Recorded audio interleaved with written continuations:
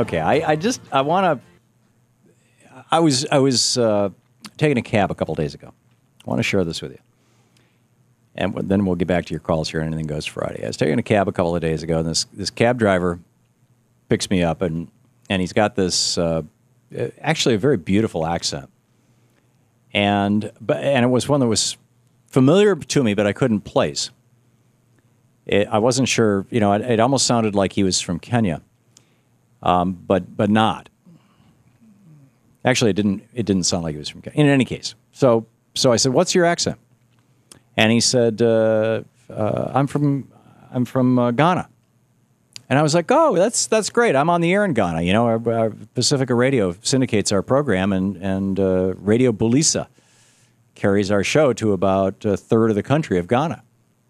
And he was like, "Oh, that's really cool." And then he just went off. This was right after the healthcare decision. I guess it must have been, it was yesterday afternoon. And he goes off on this healthcare thing. He says, "I don't understand." He said, when I was growing up in Ghana, we didn't have healthcare.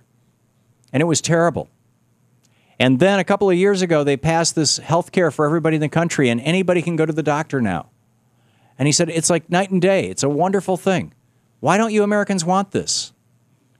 And I'm like, well, it's...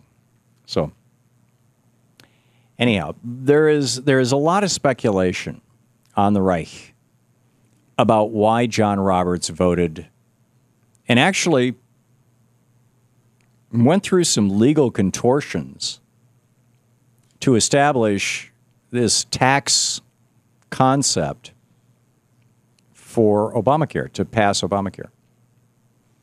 And I know Michael Savage is saying, and I think this is jumping the shark, I think this is way over the top, is saying that because John Roberts has epilepsy, he takes meds for the epilepsy, and those medications have clouded his brain. But I think half of what Michael Savage, also known as Michael Weiner, his real name, I think half of what Michael Weiner is saying is actually right. And I think it might have to do with why John Roberts went to all this trouble to make sure that Obamacare didn't get knocked down.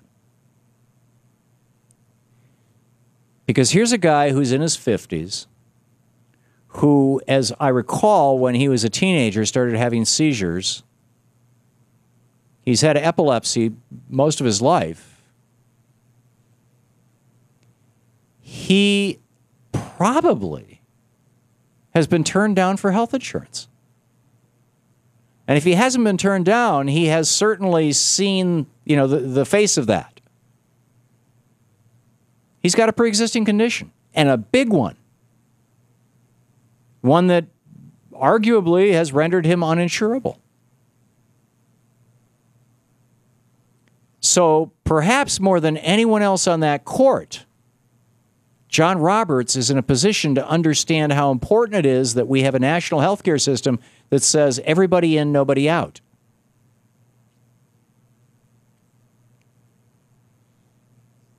And now on the right, they're calling him traitor and betrayer and coward.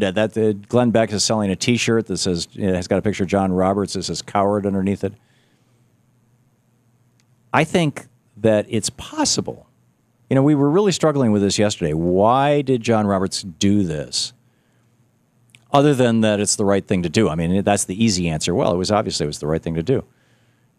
The law made sense. Maybe. But this court is so political that the law making sense really rarely has anything to do with it. And I think it might be because, having lived with epilepsy for much of his life, John Roberts understands what a pre-existing condition is. Maybe.